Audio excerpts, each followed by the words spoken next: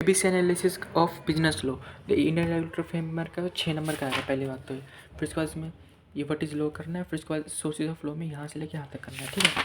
फिर process of making law में पूरा करना है हमें। फिर उसके बाद टाइप्स ऑफ लॉ में तो पूरा पूरा हमें लिखना है, ये लिखना है ये और ये। फिर उसके बाद मिनिस्ट्री ऑफ फाइनेंस में यहाँ से लेके ये पूरे यहाँ तक याद होना चाहिए। फिर इसके ये डिपार्टमेंट, ठीक है। उसके बाद ये सब है, इसमें सब याद करें, मैंने खुद याद करे, सारे याद करें हैं मैंने खुद, तो हो गया। उसके बाद है मैं कॉन्ट्रैक्ट एक्ट तो मैंने छोड़ रखा है। फिर उसके बाद है सेल्स ऑफ गुड्स एक्ट। फिर ये कितने वेटेज है, 7 7 7 21 नंबर की वेटेज है, ठीक है। फिर उसके बाद ये थोड़ा सा बायर और सेलर पढ़ लो, ये पढ़ लो, ये थोड़ा सा पढ़ लो बस। उसके बाद ये तो तुम्हें याद करने पड़ेंगे। ये असेट एंड गुड की डेफिनेशन इसकी, और फ्यूचर गुड की, कंटीजेंट गुड की, डिलीवरी में कंस्ट्रक्टिव डिलीवरी की ये पूरी लाइन और ये पूरी लाइन इधर वाली, ये पूरी याद करनी है। फिर उसके बाद डॉक्यूमेंट ऑफ टाइटल इतना इंपॉर्टेंट नहीं है, छोड़ दो उसे। उसके मर्केंटाइल एजेंट कर लो। अब प्राइस थोड़ा इंपॉर्टेंट है। और ये सेल्स और एग्रीमेंट टू सेल्स में ये डेफिनेशन याद कर लो, ये आ सकती है। और इसमें एक तो ये वाला प्रॉपर्टी होता है ना, प्राइस नॉट इन काइंड, ये वाला थोड़ा सा पढ़ लो। उसके बाद इसमें 2 में ये पूरी डेफिनेशन याद कर लो। और ये when condition is to be treated as warranty, ये पूरा याद कर लो यहाँ तक। उसके बाद ये जो इम्प्लाइड कंडीशन सारे पढ़ो, क्योंकि देखो ये केस बेस्ड बनेगा। उसमें कितना करो, वेयर से लेके यहाँ तक बस। और इसमें ये हल्का सा पढ़ लो बस। उसके बाद सैम्पल ये तो पूरे तुम्हें करना है यहाँ से लेके यहाँ तक, ठीक है। उसके बाद ये भी यहाँ से लेके ये जो काट रखे हैं मैंने, तुम देख लो। और ये यहाँ से लेके यहाँ तक कर लो। फिर यहाँ से लेके यहाँ, और ये इसका तुम 3 जो लाइन है छोटी छोटी बना सकते हो। मर्केंट टेबल यहाँ से लेके यहाँ तक और 2 डाल दो, बस हो गया। कंडीशन होलसेल में तो पूरा करना है, ठीक है। फिर उसके बाद इम्प्लाइड कंडीशन, इसको थोड़ा सा पढ़ लो। कैव टेम्परेचर तो यहाँ से लेके यहाँ तक, फिर यहाँ से लेके यहाँ तक। फिर उसके बाद ये 3 कंडीशन लिखो। उसके बाद फिटनेस एज टू क्वालिटी, ये तो पूरे तुम्हें याद करने हैं। और इसको थोड़ा सा छोटा कर लो, ठीक है। और इसके बाद अगला, इसमें मेरे हिसाब से ये करो अनसर्टेन गुड वाला, ये पूरा याद चेक कर लो। ये मैंने कल डेट क्वेश्चन में भी याद रखा। और ये पूरा याद करना है, क्योंकि इसमें से आएंगे जरूर आएंगे। ट्रांसफर ऑफ प्रॉपर्टी, ये पूरा याद कर लो। मतलब इसमें से जो मैंने काट रखे लो, देख लो। जो मैंने काट रखे, जो लिख रखा है मैंने, वो लिखा हूँ। जो लिख रखे है वो लिख दो बस, फिर ठीक है। फिर इसमें ज़्यादा पढ़ने की जरूरत नहीं है तुम्हें। एक ये रोंग क्वान्टिटी वाला पढ़ लो। और इसमें ये 42, 43 और 44 ये सेक्शन इंपॉर्टेंट है। अनपेड सेलर में तो ये राइट, पहले तो ये पूरे यहाँ से लेके यहाँ तक, ये 45 अनपेड सेलर के डेफिनेशन में पूरा याद करो। राइट ऑफ ये 3 कर लो। उसके बाद ये यहाँ तक पूरा, फिर इसको तुम छोड़ भी सकते हो। फिर बाकी ये पूरा ये यहाँ तक, ये इसको भी छोड़ दो यार। फिर उसके बाद ये थोड़ी सी चार रहे हैं, इसको याद कर लो, आ सकती है, इतना छोड़ो। उसके बाद यहाँ से आओ, ये राइट ऑफ अनपेड सेलर, ये पूरा याद कर लो। फिर उसके बाद इसमें ट्रिक बताता हूँ मैं। रेमेडीज़ ऑफ बायर सेलर में 57, 58, 59, 60, 61 आ रहा है। उसमें क्या आ रहा है, इसमें आ रहा है 55, 56, 60 और 61। तो 60 और 61 मैच कर रहा है दोनों में। तो इसमें तुम्हें एडिशनल क्या याद करना है, 57, 58 और 59 याद करना है बस। उसके बाद ऑप्शन से ये याद करो। इसके बाद ये बस हो गया। और ये इसको हल्का सा पढ़ लो, बस हो गया। Sales of good. पार्टनरशिप में पार्टनरशिप की डेफिनेशन याद कर लो और इसके प्रोसेस याद कर लो। तो मुझे पता है तुम सबको याद ही होंगे इतने। टू टेस्ट में हल्का सा याद कर लो। और ये इंपोर्टेंट क्वेश्चन है, इसको लगा लो। शेयरिंग प्रॉफिट में ये आ सकता है, बहुत आ सकता है भाई, कंक्लूसिव वाले। और इसमें डेफिनेशन, ये डिफरेंस यार तुम खुद ही करो, मुझे भी डिफरेंस नहीं पता कौन सा कब दे दें इंस्टीट्यूट, कुछ नहीं पता। काइंड ऑफ पार्टनरशिप में याद कर लो। और पार्टनरशिप डी वाला क्वेश्चन इंपॉर्टेंट है, याद करो इसे ये। और इसमें देखो मैं बताता हूँ, नॉमिनल पार्टनर और एक ये होल्डिंग आउट ऑफ, ये इतनी डेफिनेशन याद कर लो, इंपॉर्टेंट है। इसका रिलेशन ऑफ पार्टनर में ये थोड़ा सा ये पढ़ लो और ये पढ़ लो हल्का सा, और ये पढ़ लोगे ना तो ये पॉइंट तुम्हारे खुद बन जाएंगे। इतना मैं तुम्हें करेंटली बता दूँ। और इसमें इसकी इतनी अलाइन करके गुडविल की इतनी याद कर लो, बस बहुत है। और ये पार्टनरशिप प्रॉफिट, ये पर्सनल प्रॉफिट इंपॉर्टेंट क्वेश्चन है, कर लो, ठीक है।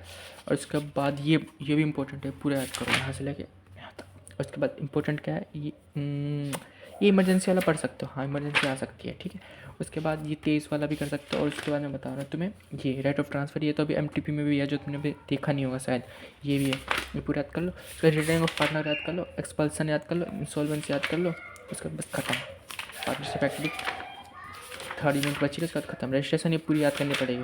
और ये और डिसोल्यूशन में इन दोनों की डेफिनेशन याद करो, बाय कोर्ट, विदाउट कोर्ट। और इसमें मेरे को लग नहीं रहा है, पर इसमें मेरे को ये लग रहा है ये आ सकता है मॉडल ऑफ सेटलमेंट केस में, पर केस में भी आ सकता है, डेट भी आ सकता है, तो केस वाले तो हमने छोड़ रखे हैं। LLP है, तो LLP में बता रहा हूँ, सबसे पहले इतना याद करो, बस हो गया। उसके बाद ये बॉडी कॉर्पोरेट है ना, ये याद करो। और उसके बाद फाइनेंशियल ईयर ये याद करो, बस और कुछ नहीं। और इसमें फॉरेन पे की ये डेफिनेशन याद कर लो, फिर और ये पूरी याद कर लो। और ये डेस्टिनी पार्टनर ये याद करनी है। और इसमें ये इसकी डेफिनेशन, इसकी सबकी डेफिनेशन कर लो, कंपनी लॉ में भी सीधा पुट हो जाएगी। ये पूरी याद करो। और उसके बाद ये इनकॉर्पोरेशन डॉक्यूमेंट ये भाई याद करनी पड़ेगी, और ये फैक्ट्स और ये भी, ये चीज़ इंपॉर्टेंट है, याद करने पड़ेंगे। तुम बोलोगे ये आ सकता है। और इसकी डेफिनेशन भाई देखो। और हाँ, एक क्वेश्चन ये भी मैं तो बता देता हूँ, एक ये वाला क्वेश्चन भी आ सकता है, LLP एंड ऑल, ये वाला, ये दिखा दी, ये याद करते चलना, ठीक है। कंपनीज एक्ट में मैं बता रहा हूँ, सबसे पहले तो इतनी सी डेफिनेशन याद करो, उसके बाद इसकी ये सारी याद करो, ये थोड़ा सा याद करके चलो केस में आ सकता है। कॉर्पोरेट विल की यहाँ तक सलमन सलमन केस डालो, लिफ्टिंग ऑफ कॉर्पोरेट विल यहाँ से लेके यहाँ तक ही डालो, ठीक है। कॉर्पोरेट विल क्यों लिफ्ट होता है, फिर इसको थोड़ा सा, और इसके सारे पॉइंट और केस जो है ना सब मेंशन करने जरूरी है तुमको, केस मेंशन करने हैं। कंपनीज लिमिटेड वाला शेयर ये भी कम करना है, ये भी करना है, और अनलिमिटेड कंपनी ये भी करनी है। मैंने देखो टिक लगा रखे हैं सारे वर्ड्स, तुम देख सकते हो इसे, तुम्हें सारे दिखा दे रहा हूँ मैं नोट्स, तुम्हें खुद बनाने की जरूरत भी नहीं है, सारे देख लो भाई, सब्सक्राइब कर लो यार, इसी बात है बस, ये देखते जाओ तुम, बस इतनी लिखो, इधर कुछ लिखने की जरूरत नहीं है तुम्हें। फिर associate company, government company, formation company, ये इतना तो तुम्हें पता ही होगा क्या क्या है, ये मैं तुम्हें दिखाते जा रहा हूँ जल्दी जल्दी, तुम टिक मार लो अपनी में। और इसमें सिर्फ ये 3 लिखो, इसके बाद फॉर्मेशन ये करो, इसके बाद सीधा है जो मैंने लिख रखा है उसको तुम, रुको मैं थोड़ा परछाई में लाता हूँ, ये लो देख लो, देख लिया। अब चला स्क्रीनशॉट ले लो, फिर उसके बाद ये, फिर ये तो मुझे पता है तुम कर लोगे, ये तो अकाउंट्स का रहते हो जाएगा। शेयर में ये थोड़ा सा ये इसको याद कर लो, थोड़ा सा ऐसे, और ये तो पूरा याद करना पड़ेगा, आ सकता है। मेमोरेंडम में हल्का हल्का बस पढ़ के चलो, मेमोरेंडम इतना इंपॉर्टेंट नहीं है, पर डोटान अल्ट्रा वायरस और इसके इफेक्ट और कॉन्सिक्वेंसेज आ सकते हैं ये। फिर आर्टिकल ऑफ एसोसिएशन के भी इसके हल्के हल्के पढ़ के चलो यार, मैंने भी टिक नहीं करे, तुम्हें बोले इंडोर मैनेजमेंट ये आता है, इसमें मैंने टिक नहीं करे पर मैंने कर रखा है, इसको मैं भूल गया था। डोटा इंडोर मैनेजमेंट ये केस दे लो, उसका एक्सेप्शन में ये और ये इंपॉर्टेंट, वेरी इंपॉर्टेंट। बस अब क्या बचा ही क्या, नेगोशिएबल बचा, इसमें मैंने टिक कर रखे, तुम देख लो भाई, तुम्हें झूठ नहीं बता रहा, जो मैंने ये डेफिनेशन याद करो, उसके बाद इसको मत करो अभी, थोड़ा सा कैरेक्टरिस्टिक्स सारे याद कर लो, ठीक है। फिर ये, और इसको ना तुम अगर नहीं हो रहा तो रुको मैं तुम्हें एक चीज़ बताऊँगा इसमें, ये तो तुम याद कर लो, और ये सारे एक ही से में, और ये बस, और ये तुम करना, मैं इसका बता रहा हूँ, ये रुको, और ये कर लो पूरा। इसका ये डेफिनेशन है पूरी सेम टू सेम, देखिए सेम टू सेम है पूरी डेफिनेशन, बस अनकंडीशनल अंडरटेकिंग अनकंडीशनल ऑर्डर है, और इसमें क्या है, only to order of sum of money के बाद only to order of a certain person, ठीक है। पूरे सेम टू सेम है, इसलिए सेम टू सेम कर लो, उसकी डेफिनेशन ये याद कर लो। और इसमें एक can't be made payable to bearer, इसमें देखो it can't be made payable to bearer on demand, ये बियरर में हो सकता है, इसमें नहीं हो सकता, पर उसमें डिमांड में हो सकता है, ठीक है। इसके बाद ये पूरा याद करना पड़ेगा, और ये मैं लिख रखा है, इसको तुम स्क्रीनशॉट भी ले सकते हो। फिर इसके बाद ये जो मैंने टिक कर रखा है वही मैंने पढ़ा है यार, हाँ थोड़ा ये भी देख लो तुम एक बार, ठीक है। फिर ये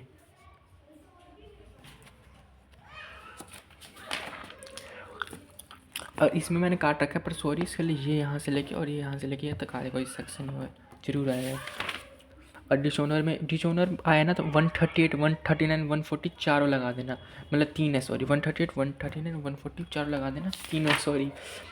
प्रेजेंटमेंट है इसमें, इस बार ये वाला क्वेश्चन आया था, ये रहा, तो इसको एक बार देख लो। प्रेजेंटमेंट तो मैं अभी करूँगा, मेरे को भी थोड़े अजीब लग रहा है, रूल्स ऑफ कंपनसेशन आ सकते हैं, मेरे को ऐसा लग रहा है इस बार, तो रूल्स ऑफ कंपनसेशन शायद आ सकता है, तो इसलिए पूरा बस हो गया हमारा। अब आगे कॉपी में बताता हूँ।